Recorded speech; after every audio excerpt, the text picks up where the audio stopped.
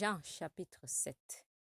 Après cela, Jésus parcourait la Galilée, car il ne voulait pas séjourner en Judée, parce que les Juifs cherchaient à le faire mourir. Or, la fête des Juifs, la fête des tabernacles, était proche. Et ses frères lui dirent, pars d'ici et va-t'en Judée, afin que tes disciples voient aussi les œuvres que tu fais.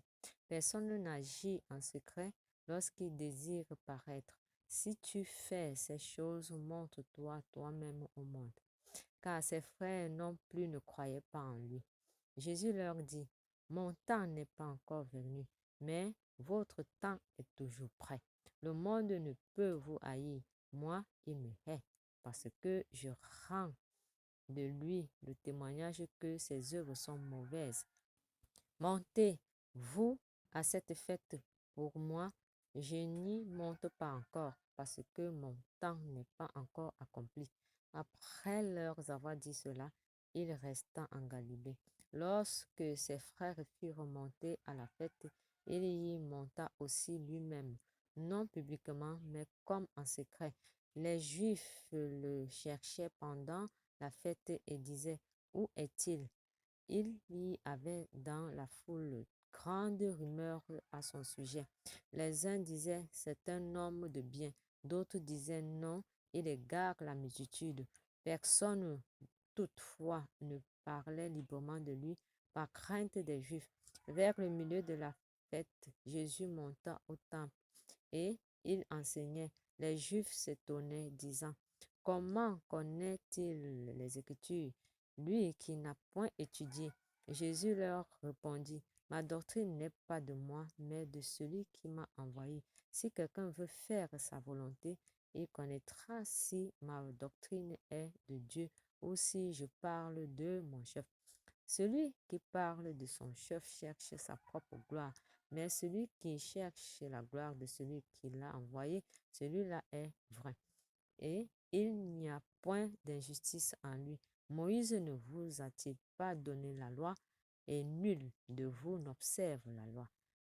Pourquoi cherchez-vous à me faire mourir? La foule répondit, tu as un démon. Qui est-ce qui cherche à te faire mourir? Jésus lui répondit, j'ai fait une œuvre et vous en êtes tous étonnés. Moïse vous a donné la circoncision, non qu'elle vienne de Moïse, car elle vient des patriarches. Et vous circoncisez un homme le jour du sabbat. Si un homme reçoit la circoncision le jour du sabbat, afin que la loi de Moïse ne soit pas violée, pourquoi vous irritez-vous contre moi de ce que j'ai guéri un homme tout entier le jour du sabbat? Ne jugez pas selon l'apparence, mais jugez selon la justice. Quelques habitants de Jérusalem disaient, n'est-ce pas là celui qu'il cherche à faire mourir? Et voici, il parle librement, et il ne lui disait rien. Est-ce que vraiment les chefs auraient reconnu qu'il est le Christ? Cependant, celui-ci, nous savons d'où il est. Mais le Christ, quand il viendra, personne ne saura d'où il est. Et Jésus, enseignant dans le temple, s'écria, vous ne connaissez et vous savez d'où je suis.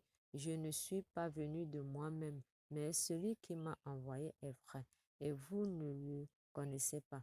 Moi, je le connais, car je viens de lui, et c'est lui qui m'a envoyé. Il cherchait donc à se saisir de lui, et personne ne mit la main sur lui, parce que son heure n'était pas encore venue.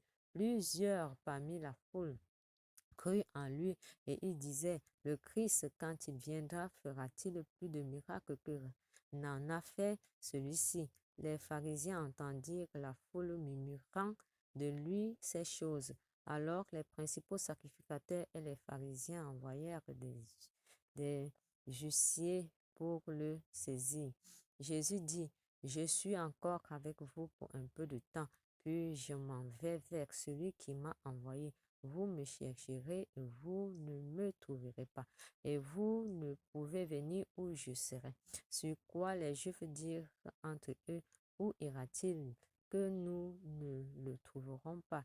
Ira-t-il parmi ceux qui sont dispersés chez les Grecs?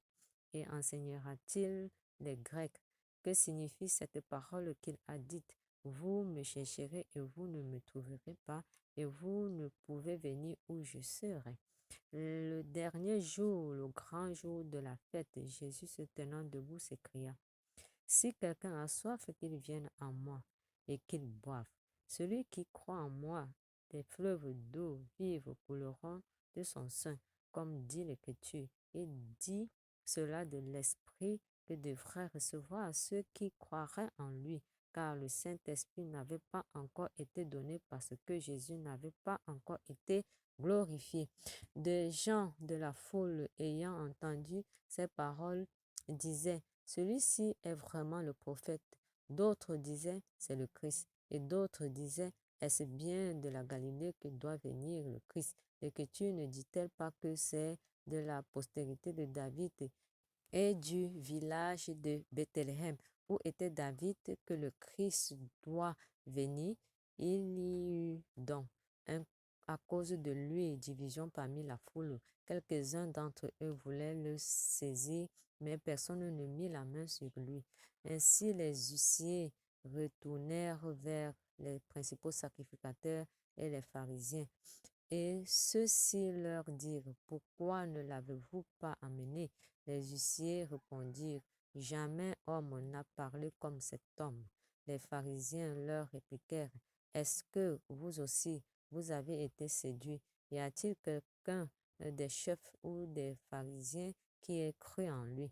Mais cette foule qui ne connaît pas la loi, ce sont des maudits. Nicodème, qui était venu de nuit vers Jésus et qui était l'un d'entre eux, leur dit: Notre loi condamne-t-elle un homme avant qu'on l'entende et qu'on sache ce qu'il a fait? Il lui répondit: Es-tu aussi galiléen? Examine, et tu verras que de la Galilée il ne sort point de prophète. Et chacun s'en retourna dans sa maison. Amen.